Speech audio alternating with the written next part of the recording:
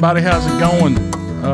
We're going to do something a little different tonight, and I've been wanting to do this for a while, but I just haven't had the chance. I haven't had the equipment to do it, but recently I bought some new gear, and I can actually record phone calls and things like that. Now, for over a year now, I have been telling stories that people send me, and all I do is just read them right off the paper, and I never thought people would be interested in that, but apparently some people are. So, and it's a lot of fun. The whole thing's a lot of fun, but I want to do a few little things different now and then.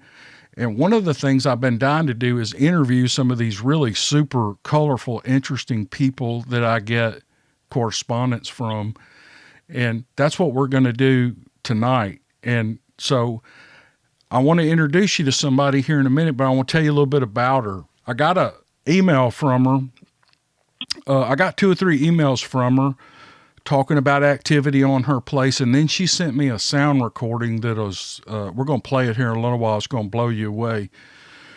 And then I thought, well, you know, I've gotten sound recordings before and stuff like that, and you never know. But after talking to this woman, I became convinced that she's got something going on and has been going on probably all her life. So instead of me reading a story, you're going to hear somebody tell their own story tonight. And she's just a lovely, sweet person. And I want to introduce her to you by her nickname her daddy gave her. And it's Cat. I think he called you Cat Rabbit. Isn't that right? Yes, it is. You got me tickled already. Now, tell me, we talked about this a minute ago, but tell me again how you got that name. Well, as I was a little child, my daddy always called me Kitty Cat. And one night, I was trying to call my daddy on CB radio, which that was my handle, Kitty Cat. And this neighbor of ours, which is also related to us, he said, "Did you say your name was Cat Rabbit?" And I said, "No." And my daddy heard it. And ever since then, he has called me Cat Rabbit all the time. And I can't stand that name. But, you know, he's gone now, but I'd love to hear him say Cat Rabbit right now. And right. I've had people ask me what was a cat rabbit. I said, "You're looking at it." Oh, that's cute. So we've talked a couple of times, Kat, and you have told me you've just hit the high spots with me, and neither one of us have had a lot of time to really dig in, but we're going to spend about 30, 45, maybe an hour. I don't know how long this will go. And just for you to tell everybody what's going on. And, you know, here's another reason I want to do this is that on YouTube, only about 3 to 5% of the people that watch my videos comment, but every once in a while I get a comment and it's like, "Oh, I call BS" and all that stuff.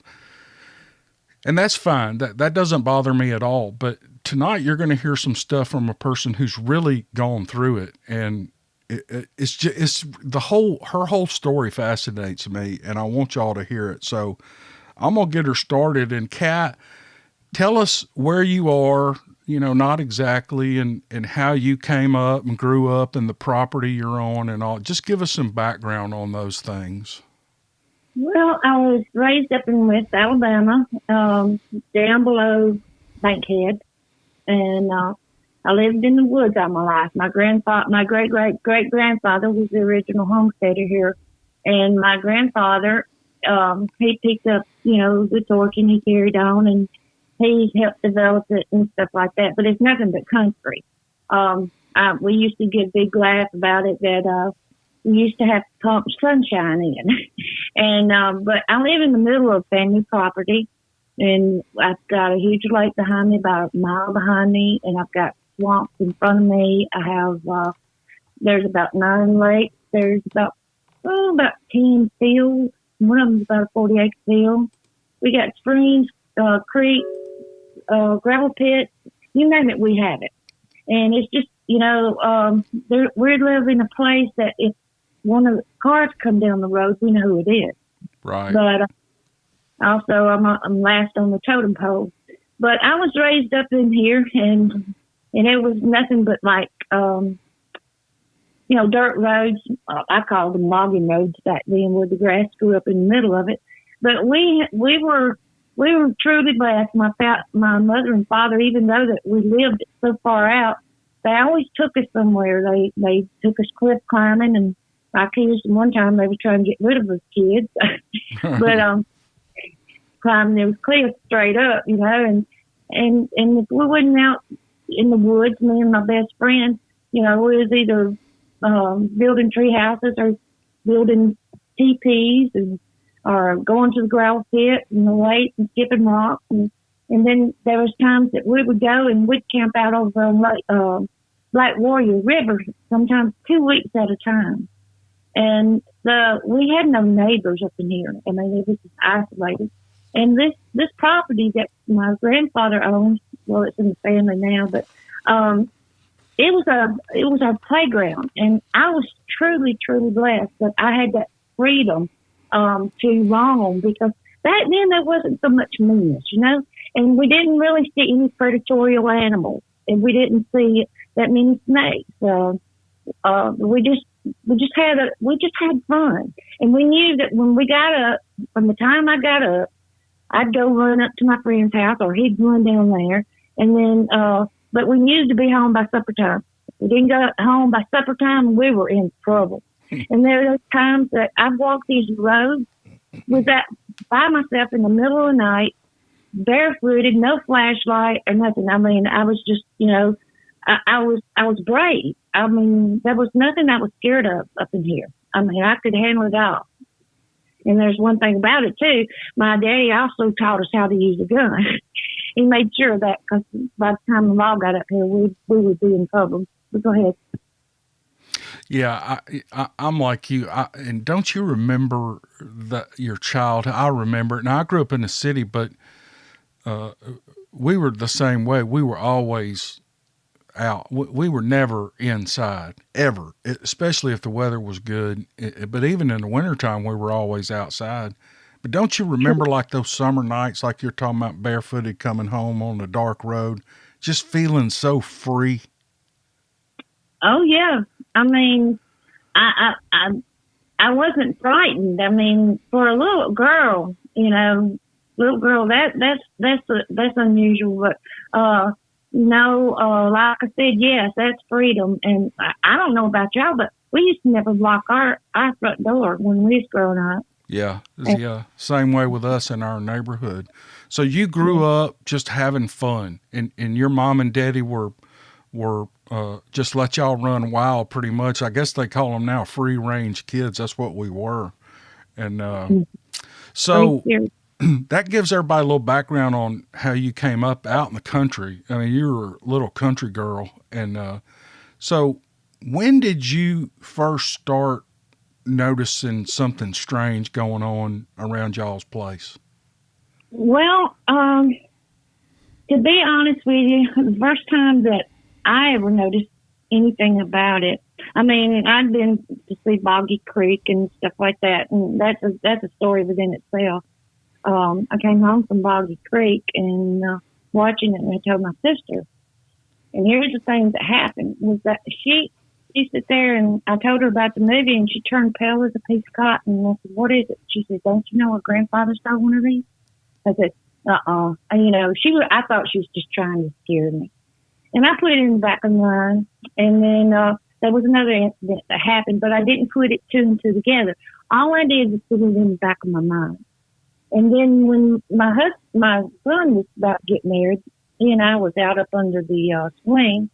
And that was in 98. And it was about 11 o'clock at night. And then all of a sudden we heard this long, deep, guttural yell that sounded like a man that roared, being disemboweled alive. And it was back behind our house on a different hill. And it yelled out. And my son, he said, "What is that?" I said, "I do not know." I said, "It's not a coyote." I said, "It's not a cat." Next thing I know, within seconds, I mean, this good piece back there, within seconds, down at the bottom of that holler, you know what a holler is, we heard it yell out again. And my son looked at me, and said, "This is 11 o'clock at night." And I said, he said, Mom, what is that? I said, I do not know. And within seconds, it yelled out again. 3 times it yelled up, coming running up in the backyard. It was at the very back of my house. And we were in the front yard. And we had built a swing set out between 2 trees, built a stand out there, and we was out there swinging and talking. And when it yelled out that 3rd time, Dave, my son said, Mom, I think we need to get in the house. I said, I think we do too. Now, I was raising German Shepherds at this time. And, they bark.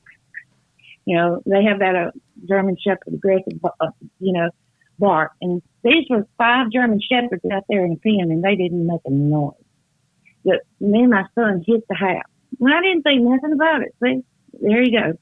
Well, the Bigfoot phenomenon came on, and they were having these Bigfoot shows, and it was marathons and everything like that.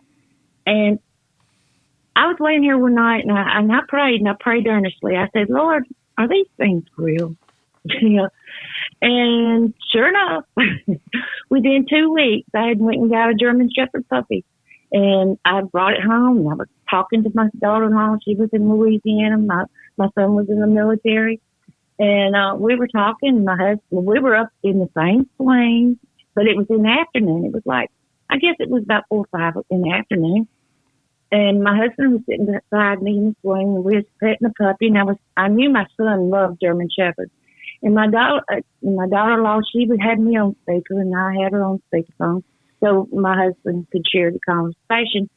And what it was, she wanted me to go back to Bowling Green, Alabama, to buy my son a German Shepherd.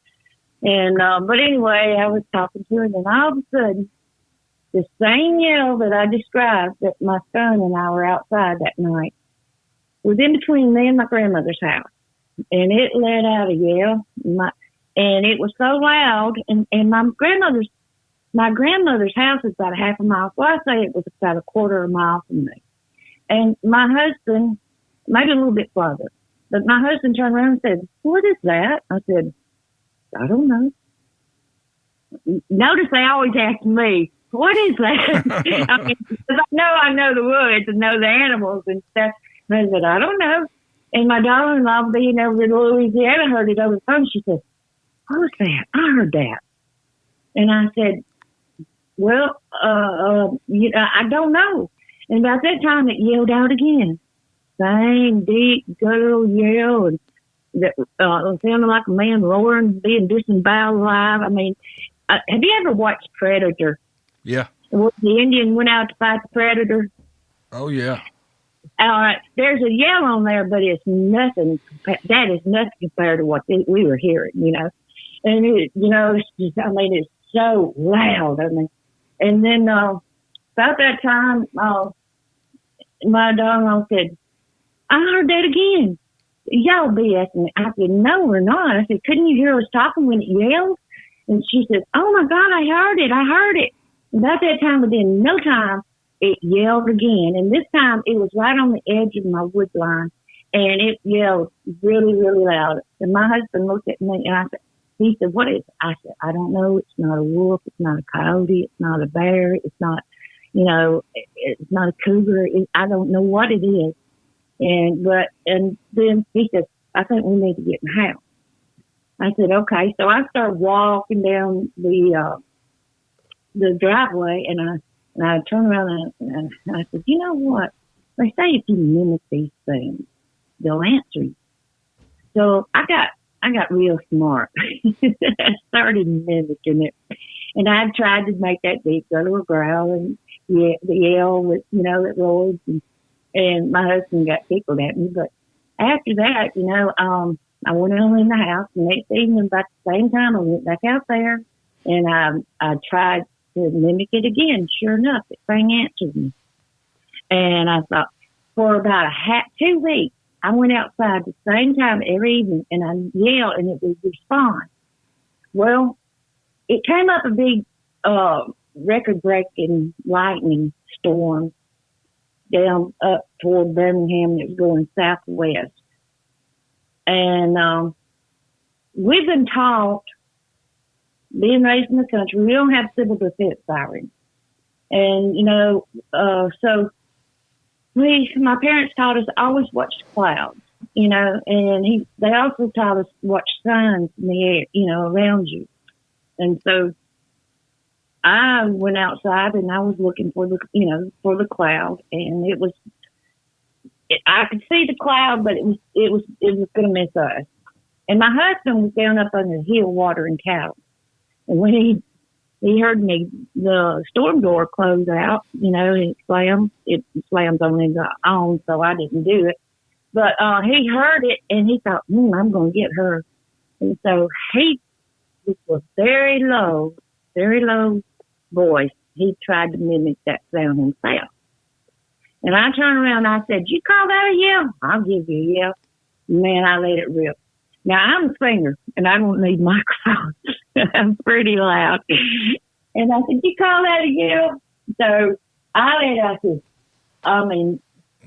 loud yell. And next thing I know, everything broke loose. My husband's walking up from the hills and watering the cattle, and I'm sitting there at the driveway, and on the driveway looking out toward my wood line, and there's not one, but there's maybe 2 or 3 Bigfoots out there, and they're screaming nonstop. And I go at it, I said, come on, let's go in the house, let's go in the house. He said, no. I said, come on, let's go in the house. It was so loud that it was charging the air around us and vibrating our chest. And he wouldn't come in, and it wouldn't stop either. And I said, I done made it mad. I said, come in the house. I said, well, I'm going to go get the shotgun. He said, no, don't get the shotgun. I said, well, come in the house. He said, no, I think it's a man thing. I don't know about that, about you, but I think it was a man thing with him. He wanted to see what was coming through those woods. I'm telling you, have you ever been beside a train as it passed by and it blowed its horn, how it would rock the car, vibrate?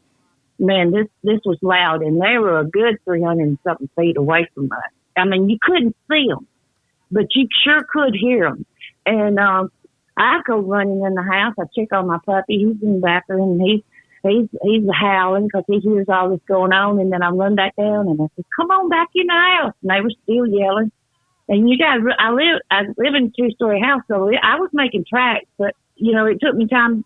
I had a time getting up the steps, back down the steps, and then coming back in the house.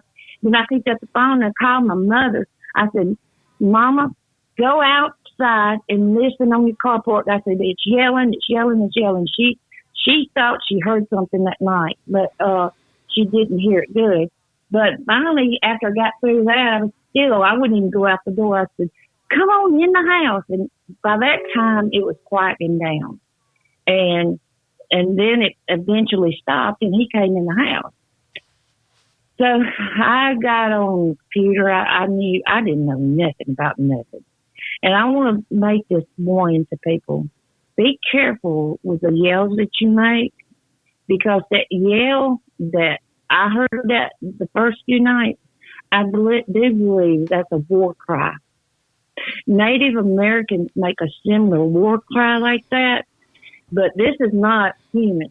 Matter of fact, the vocal that I sent you has been analyzed, scientifically analyzed, and it came back that it was not human, it was not mechanical, and it was no known animal to North America. But like I said, I do believe that because they run through my yard, screaming like that. Do you want me to? So that night when they were raising sand close to y'all's house, is that when it all clicked with you that you had them on your property? Yes, I realized then, and I realized that I didn't know what I was doing, and it frightened me half to death. I got so frightened that I wouldn't go outside for a year. I would not go outside unless somebody was with me, and they had to have a gun, or both of us had to have a gun on me. I was totally ignorant to Bigfoot. I was totally ignorant. And I had the right to be, because, we all fear the unknown. But, I told you how brave I was when I was a child.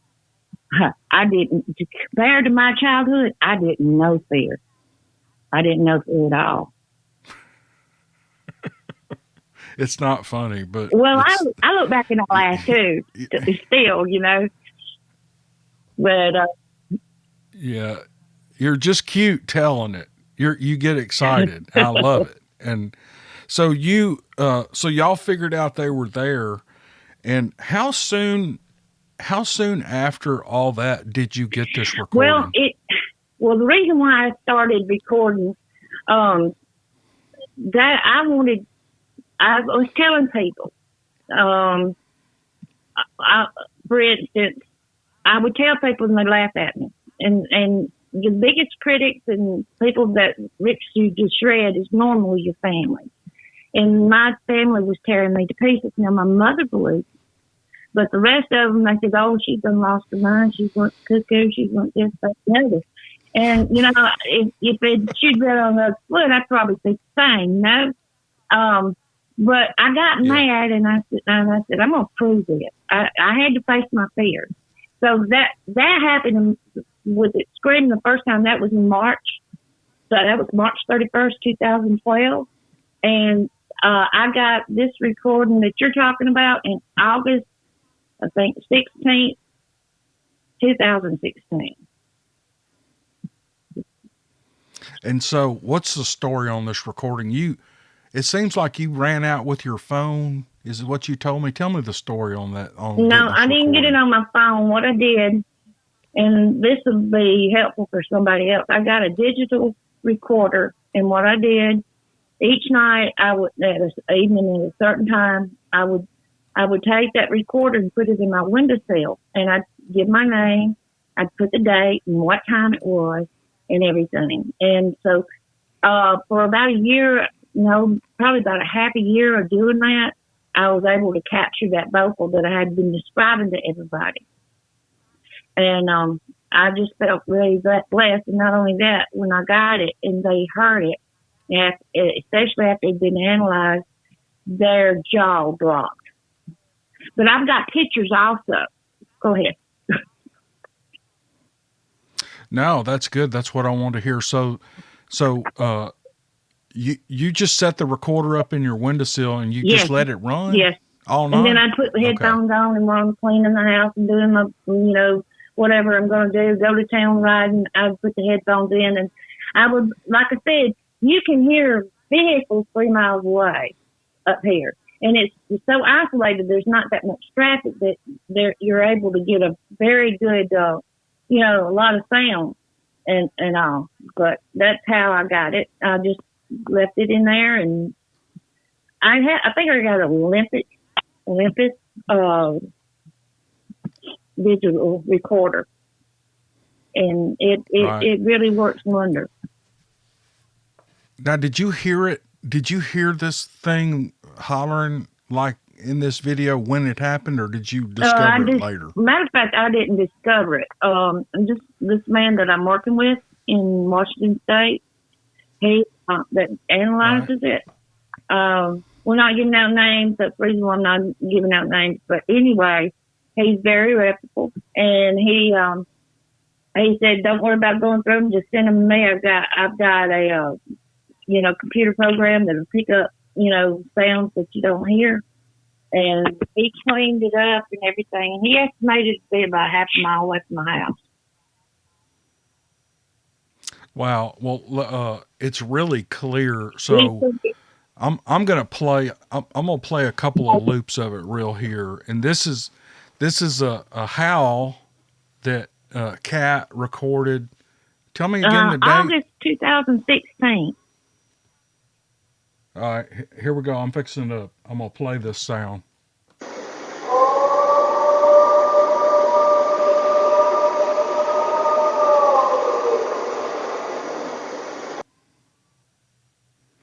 Okay, she's actually got it looped 3 or 4 times on the MP3 file she sent me, but I'm going to play it one more time and I'm going to let it loop about 3 times.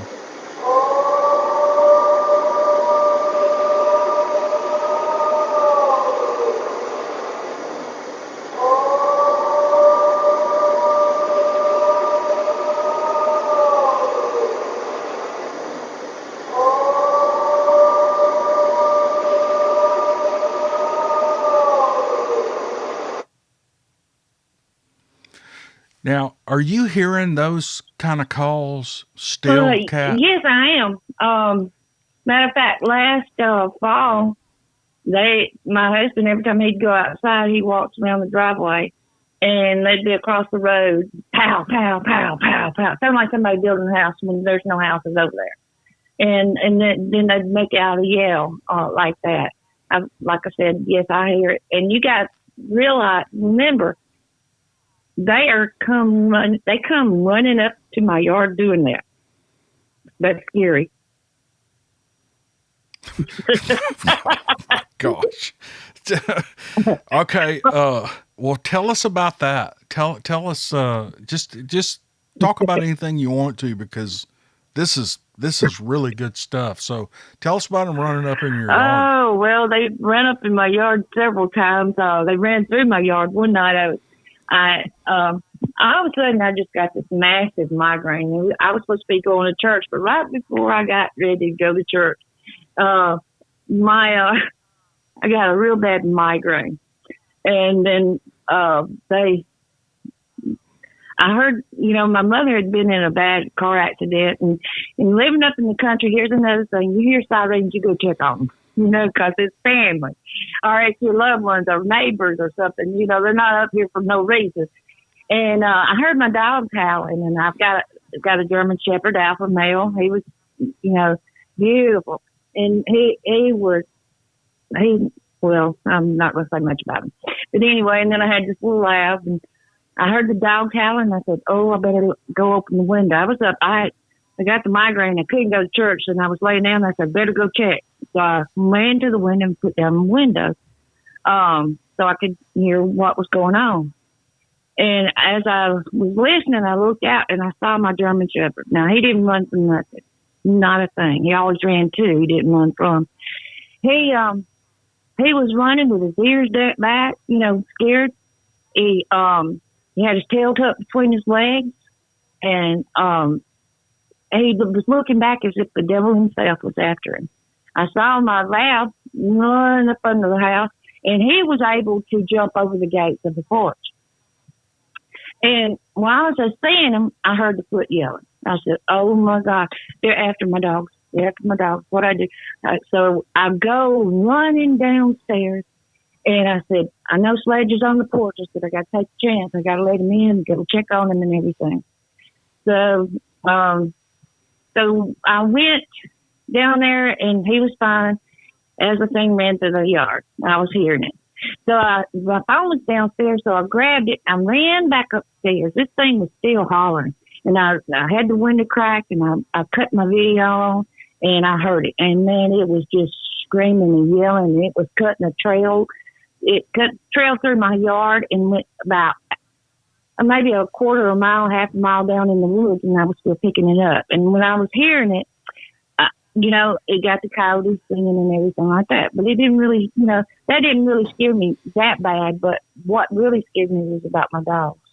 I mean, they have been known to be aggressive with dogs. In some cases, they were never that way with mine. But, I think there goes back to the point that I was saying, some of these calls, I think they're war cries.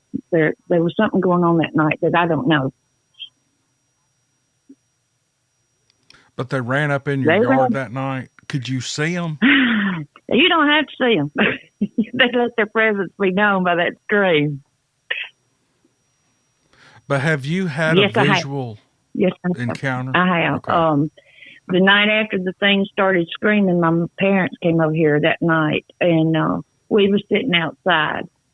And she kept seeing eye shine, and I got to looking, and there was one that was squatted down, rocking back and forth, and then it stood up, and it stepped over about 3 feet and squatted back down. Then I saw, I've got a picture of one that I captured in my backyard, and he's 6 foot tall, squatted down. I did a comparison picture. My husband was standing right there where it was at. And it looks like my husband's little bitty beanpole. When you face the camera, you're wider. When you do a side view, you're thinner. Well, this was squatted down doing a side view of him, but my husband is face to face with the camera, and when I did, he was about 3 or 4 times bigger.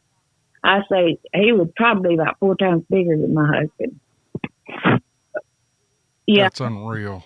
That's and just I have unreal. I found a 22-inch print, and they told me, they said, "How tall do you think this thing is?" Now, this is talking with some scientific people, you know. And I said, "Well," I said, "I'm probably 8 or 9 foot tall." And they said, "No, you think about 10 to 12 foot tall." That's pretty big. 22-inch print, yeah. See, I think people have an image in their head. I think it's a mistake you don't know what 10 foot tall looks like walking around in the woods until you see it. I mean, it looks, and it doesn't even come close to anything you've seen in a movie. Now, I haven't seen it, but you know, it's like, imagine an elephant walking around out in the woods. I mean, that's how strange and shocking it would look, something that big. And that's unreal how big those things are. 22-inch footprint. It was measured. And also I saw him, my husband bought me a GoPro.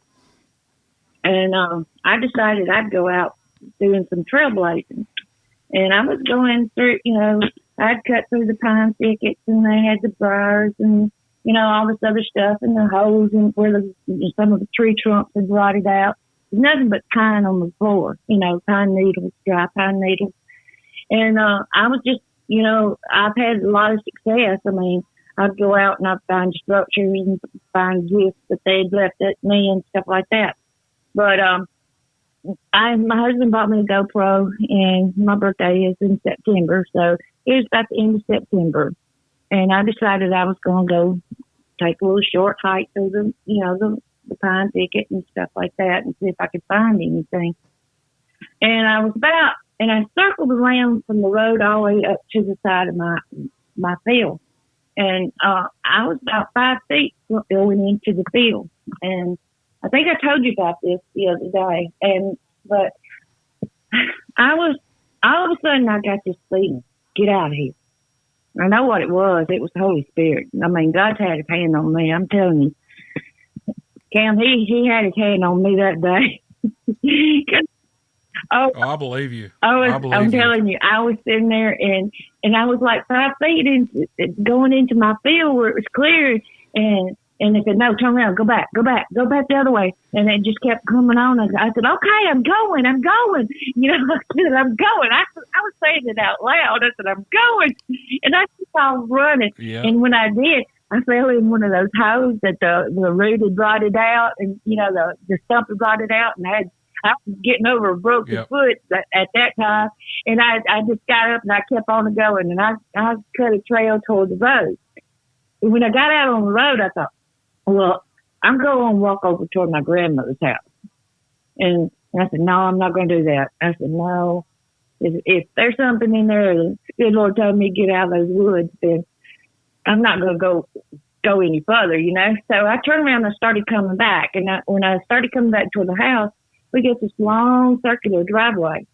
And at the end of the driveway on the lower end, there's our mailbox. And so I stopped and looked in the mailbox, and I kind of glanced up to see, you know, what was in the yard. We got like 7 acres cleared off here as a yard. And my husband appreciates it too. But I was looking for him, and I was looking for my dogs, and then I looked up toward the chicken house, and then all of a sudden I saw a Bigfoot, and it was on all fours, and it was going right into the place where I was fixing to step out into that field house. Now, you talking about giving the Lord praise and glory, I did, because I know I don't think it was a nice one either. I mean, it was on all fours. And I had this bucket hanging up in the tree out there that was 4.5 foot tall, and his hips was 4.5 foot tall.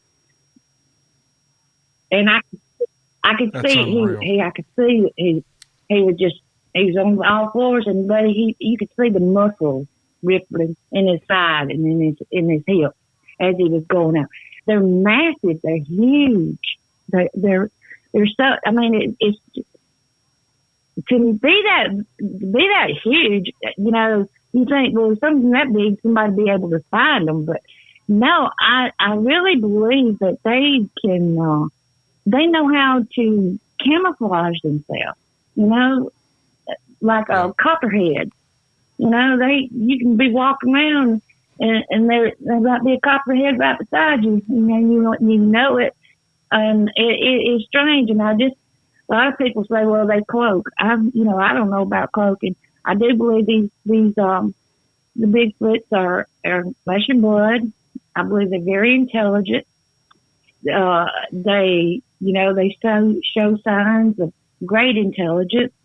And they're aware of what's going around, especially these. These watch me. And they watch my home. They watch my family. And that's why with my grandchildren, I won't let them go outside at night, by themselves. They're small. Because, my granddaughter saw one when she was old, looking at her and the little brother through the French doors. While they were playing in the living room. Yeah, and was she scared? She was. She's got selective mutism. She's very shy. That's what it is. And she goes to talk. Right. The words just get paralyzed in it. She's not a joker. She's not a prankster. She's and I was keeping them all summer long, and I don't know about you, but I have to save on my power bill. I got these windows all around my house, big windows, and I kept the blinds open and kept the lights off, and So one day we was eating lunch, and then I was expecting something in the mail. So after we got through eating, before I cleaned up the kitchen, I said, "Come on, let's go check on the mail." And she said, we all went down there. And we came back, and I started cleaning up the kitchen. They went into the living room to finish playing or watching the movie, whatever they were doing. Then all of a sudden, she came in there and she called me. And I said, "What is it, baby?" And she had this very terrible, troubled look on her face. I said, "What is it?" She said, "I just saw a man in the backyard." I said, "What?" She said, "Yes." I said, "Where?" "Back there on the patio." I said, "What was he doing?" He was there. He was there, and he started running. He ran real fast out behind the chicken house. And I said, "Do what?" And I kind of got scared. I went and locked my door. That's one time I locked my door. And I looked out the window. I said, "Well, what did he look like?" She said, "He was real tall. He wasn't on the porch, but he was on the patio." And I said, he said he was very tall.